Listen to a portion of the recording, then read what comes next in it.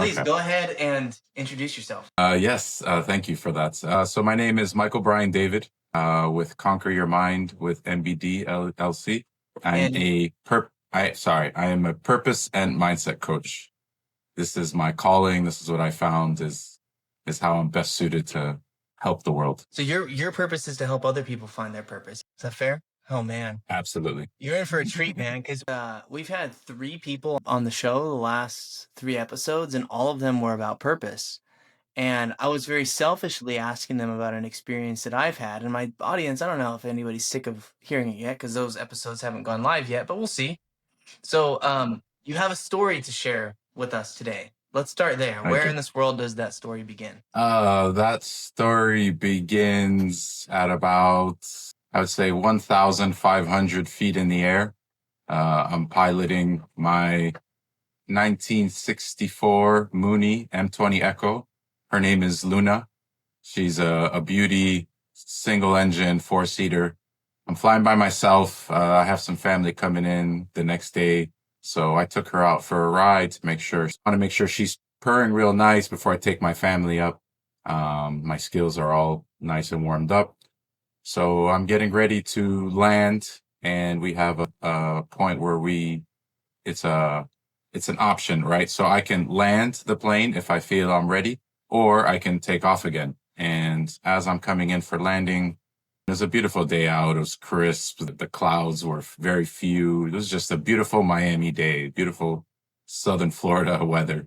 And I'm coming in for a landing. It's a short runway. So I have to make a quick decision whether I pull off or I continue. I do decide to continue. I land and I say, okay, I have enough runway. I make the game time decision. I go ahead and go full power, take off. And as I'm reaching about 125 feet, my engine propeller starts to sputter and I lose complete power within seconds. I'm just looking over the roof line of the houses in front of me. And I'm thinking this is not a good direction to go. I don't want to land in somebody's home. I don't want to, if I'm gonna die, I don't want to take anybody with me. So natural instinct, right? We're trained as pilots for emergency situations is to divert, pull over a little bit to the side. I'm looking for an empty kind of space to land the plane. Normally you find a street, which there was a beautiful street, but it was 8:30 in the morning. People are walking dogs. People are taking their kids to school. Not a good place to land. So I'm basically dropping out of the sky. I think there's probably 5 to 6 seconds between when the engine stopped to when I landed. And yeah, found a little piece of grass and basically fell out of the sky, right? I wasn't going fast enough to do the natural glide in. I just basically, with weight, fell right back out, landed very abruptly. Yeah, this crash landed, right? Really, broke my heel, herniated some discs in my back, never lost consciousness, and somehow walked away, right? Was pulled out of the plane. And yeah, I mean, getting pulled out of that, still being alive, and not losing my cool amidst it all, right? Realizing that it could have been the moment and just saying, okay, you know what? It's okay. I'm okay to go as long as I don't take anybody else with me because it wasn't what they had asked for. So that was quite a feeling. I didn't realize it in that moment, but by not losing my shit, I knew that I was okay with going, right? I've lived a really fucking awesome life so far. So yeah. Was there my first question is what happened to Luna? She's still with us? Is she gone? Gone from this world? She passed on to another life. Praise be, Luna. hallelujah. We're glad to have her. Yes. Have you flown since? One time, I did have a buddy that wanted to get me up in the air, not to let that be the last memory of being in a plane. It was scary, that's for sure. Every time you're coming in for a landing or taking off again, I mean, it's just a moment when you realize it could all just drop again. Yeah. Now, I imagine that a lot of the learnings that came from this very much a near-death experience, yeah, where you're Mm. plummeting down and worried about killing other people at 8:30 on school day. But it sounds like there was quite a bit of fear around flying, which makes sense. But what else did you take from the experience, right? You realized, it sounds like, if I don't want to put words in your mouth though, that your belief in the things that you've done in this life, and the accomplishments that you've made, the life that you've lived has been pretty kick-ass. Any regrets, any other learnings or dialogue that you've taken from that experience? For the most part, it's that I'm realizing that in 5 seconds, the whole curtain could just go black, and that's it. And you don't get another chance. You don't get a standing ovation. You don't get a encore. So realizing to have that peace before going, right? That all I could think about is just not hurting anybody else, not thinking about prolonging my life or if I'm coming out of this alive. Um, I think it's invaluable. There's not a price you can put on having that kind of peace, being able to know that it could be the last moment and that's it. Your movie got cut at this level, that I feel like I've left it all out and I've given my all. I've given my peace, my love, my understanding, my best reflection that I can to everybody that I meet in every moment. If it was my time, I fucking did my best. Mm, I lived it up. I gave it my all. What an epic way to go, right? I was flying my baby. She's been good to me. We've had some amazing trips. And if this was the way to walk away from it all, I mean, I'll take it. I It's been dig it. an amazing journey, man. Now, I want to talk for a minute about this purpose coaching that you do. So we had the wonderful Amy Tyre on the show recently, and we talked a lot about Dharma. And my understanding of Dharma was, I've been educated now, but it's an element of whatever you're doing, just like doing it and being in it and being attentive to what's right in front of you. But there's absolutely this element of like alignment with this greater feeling of, whether it's the ikagi, you're making a difference and you're making money and you're taking care of the family and paying your bills and all that, or it's the alignment with the higher self that a lot of these, coaches and shamans out there talk about. For myself, I had to abandon this idea of purpose and focus maybe a little bit more on dharma, because I'm just like, I've got a family, I've got two kids, I've got a wife. And so part of my Dharma is just being with them and providing for them and doing everything that I need for them. And I find myself getting a little bit lost in that smoothie that I've created for my life, right? Um, and I've elected recently to start treating my life like a video game, because I'm like, I feel like I'm struggling to have this higher meaning, this higher feeling, this purpose. And it comes from a brush with nihilism. It comes from a brush with ayahuasca. It comes from reading the works of Nietzsche and Camus, and just feeling like there's all these little skittering smart ants all over this celestial body hurtling through the sky that's 4.5 billion years old. Like, I end up stressing myself out with the enormity of this mind boggling situation that we find ourselves in, and realizing that, like, in a couple of generations, just it's the sun will eventually go supernova and wink it all out. So it, like, literally doesn't matter from a fatalist perspective. Yeah. Therefore what, right? If you think about all that, it's like, okay, like, your grave will mean nothing in billions of years. Then I have just this present moment. Here I am back again where it all started. And when all the coaches and all the consultants and all the big experts in the world, right? Like, they know that when you have a why tied to what you're doing, right? It's at the center of Simon Sinek's famous little golden circle. If you have a purpose, if you have a culture comes from your why as a company, and we know that the companies with the best cultures are able to accelerate. I want to accelerate. And right now, all I have is this haiku that I've written for myself that is a little pithy, that says, life is just a game. I'm here to level up. Do it for the plot. And it kicks me in the pants every once in a while, like, do it for the plot. Like, go do the thing, go and accomplish the thing. But I also feel very like, as a parent, I'm a little bit stuck at home. I get a date night every couple of weeks where we get to bug out with the kid without the kids. But like, here I am. I'm not conquering the world. and I'm not saving anybody. I'm building my businesses and just like keeping my head down. So I'm curious, like, where would you start with somebody like me? Because I know there are other people who feel this way out there because they've told me as much. So where would you start with someone like? Well, thank you for sharing and being vulnerable. It's pretty beautiful.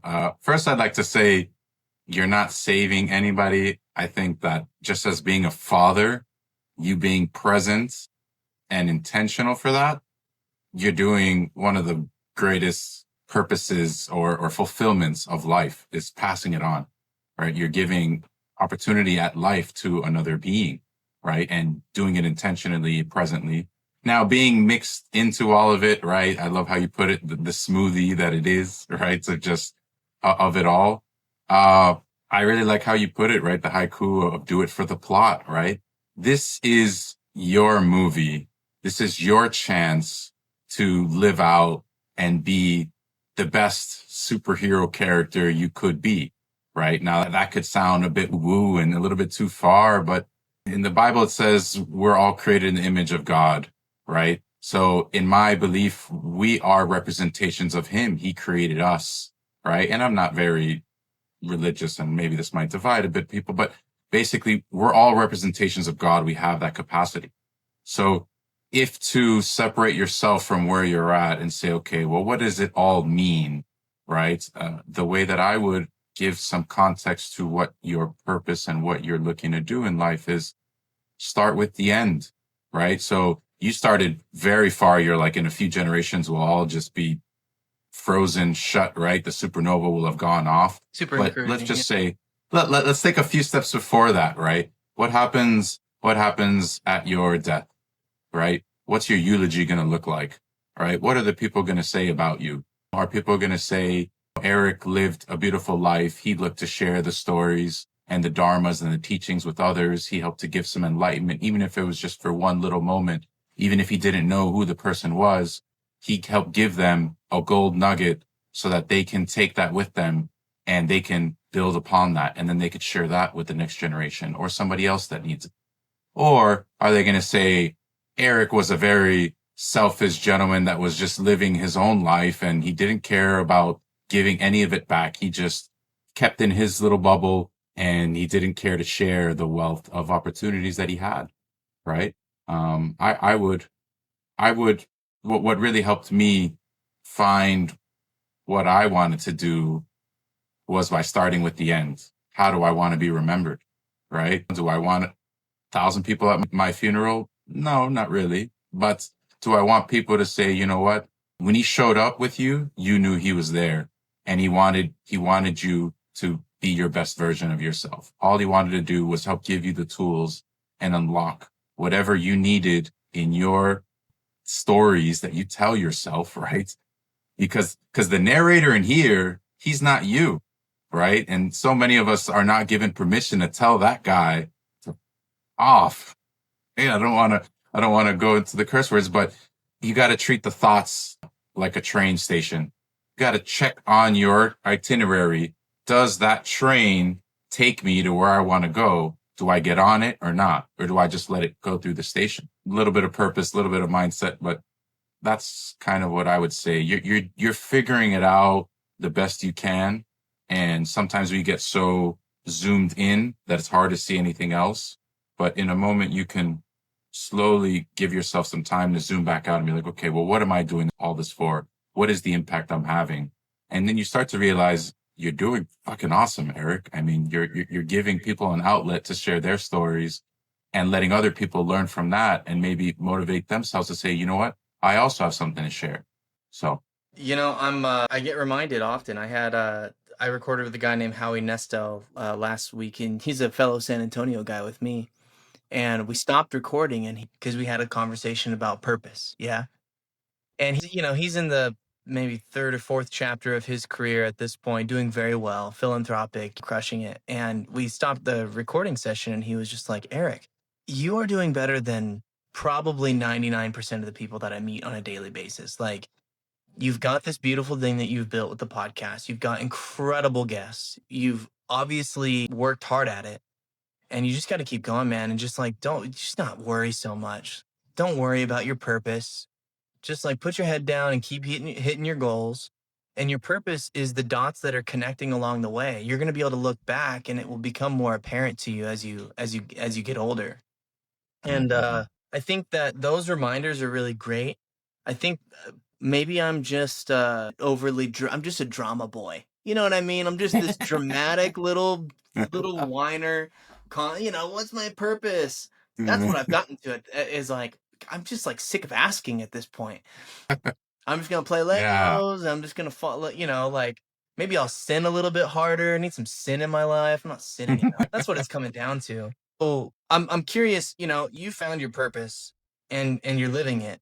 Talk to me about the future, right? Like what are the hills you're gonna climb, the goals that you're gonna complete? They're on the roadmap. You're thinking towards your eulogy, which was almost, a couple months ago or whenever the plane crash happened. But tell me what's next, what's on the horizon for you? Um, yeah. So what's next is really me leaning into being the best version of me. I think you kind of came to it as well a little bit in your podcasting, right? I mean, you're helping people give a platform, but you're benefiting massively by being in contact, hearing these stories.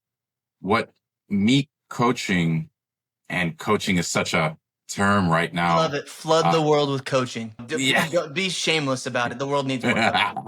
Hit it. Yeah, that's one way. I mean, I had somebody suggest to me I'm a purpose architect, right? Just here to help you. But okay, coaching it is. The more that I step into being the best version of myself, the better I can show up for other people, right? Napoleon Hill says it, right? Man's greatest weakness is lack of self-confidence. So the more that I can lean into being my best version, getting over my own limiting beliefs, the more I can help others do the same. So it's almost very similarly a selfish thing, right? I get to help people, but to help them, I got to help myself. So it's forcing me to be accountable on myself to keep leveling up my mindset and gaining that next mountain, which is getting in front of bigger crowds, right? My goal is to, I don't know if I'll make it to Tony Robbins level, but I just want to give more. I want to give as many people nuggets as I can. And right now I'm doing it one at a time, but eventually I want to be throwing just nugget guns. I just want to be with like the t-shirt popper thing. I just want to have gold nuggets. And I'm just throwing gold to everybody. And they're like, it's fucking raining gold over here. And I'm like, yes, that's what I want everybody to feel like. So that's kind of my mountain leaning into it. My purpose. It's for now. Who knows? It could change, but it feels very aligned. And that gives me confidence to show up every day, right? Because when you're not aligned with who you are, it's very easy to lose that, which is part of my addiction. I was lost with my purpose and it was easy to just stay addicted, right? And to your point, maybe I'll just circle back to what you were saying about giving yourself permission to play. A mantra that one of my tenants that left me with a smoky quartz heart crystal. He wrote a note and he says, I give myself grace and compassion. I am evolving, right? That's the thing at the end of the day is that we're all reaching territory that none of our families could have prepared us for. We're reaching levels of depths of knowledge in the generations that nobody's even charted before in our own lives. So we need to give ourselves more grace and compassion. You don't have to have it all mapped out and lined up. You have to have a North Star. Sometimes you just got to be in it and doing. As long as you're right. Confucius says it doesn't matter how slow you go as long as you don't stop. Right.